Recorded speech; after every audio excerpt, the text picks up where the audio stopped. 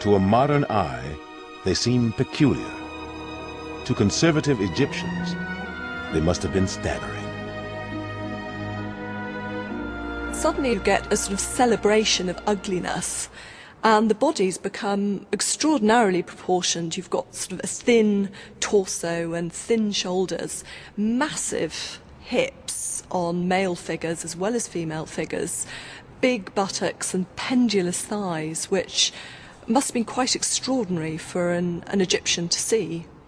Presumably, he was actually just trying to make a statement, sort of, hey, I'm different, doing something which completely breaks with tradition, must have been very shocking, and is a very good way, presumably, of getting yourself noticed as someone who is going to do something really quite radical. Amenhotep IV was embarking on a religious revolution. The seeds had been sown in the reign of his father, but nothing could have prepared Egypt for what was about to happen.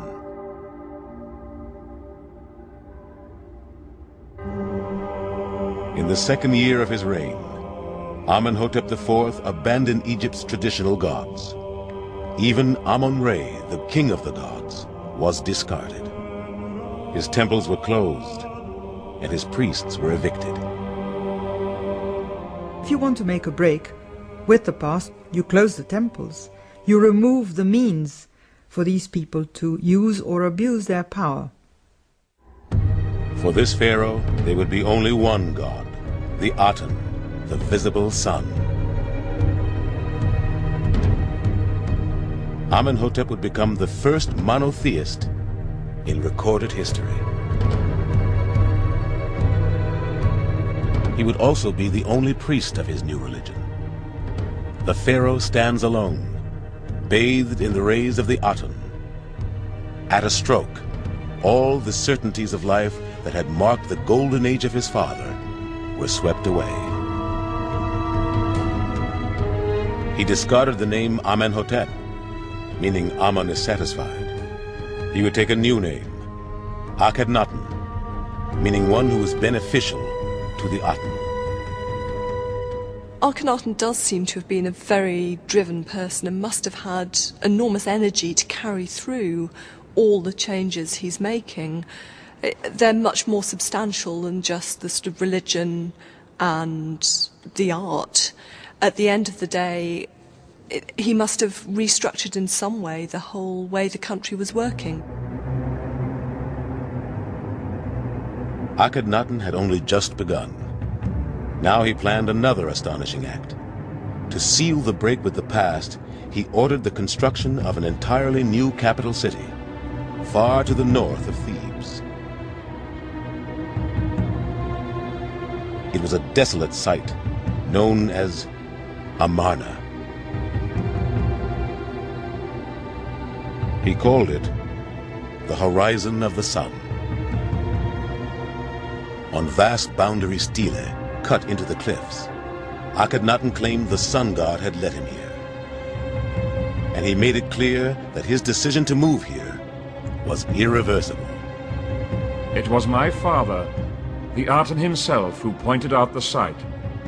Before I came here, it didn't belong to any god or goddess, or to any king or queen.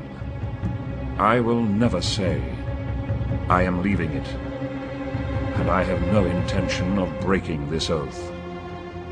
Amarna can't have been a very welcoming place for the first people that had to go there and try and create a city.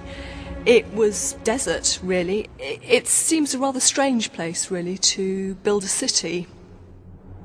Abandoning Thebes, the new pharaoh could escape the influence of Egypt's high priests. We have a situation in which Thebes, the city that was traditionally celebrated in Egyptian hymns, had in fact become a threat to the king, to the most important inhabitant of this city.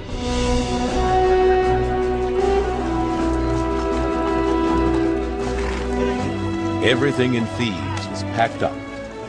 Akenhaten and his entire government, officials, scribes, soldiers and artisans, would move to the new desert site.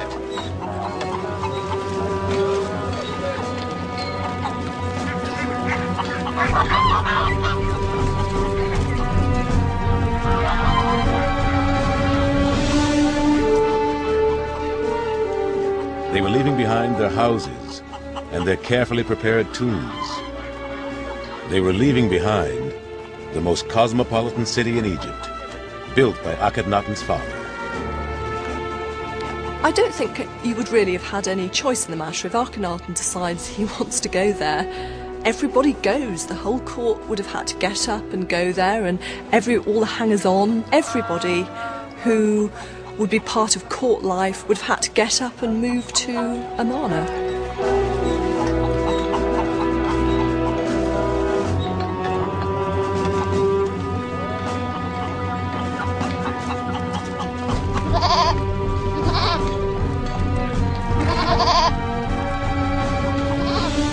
Tens of thousands set out for Amarna.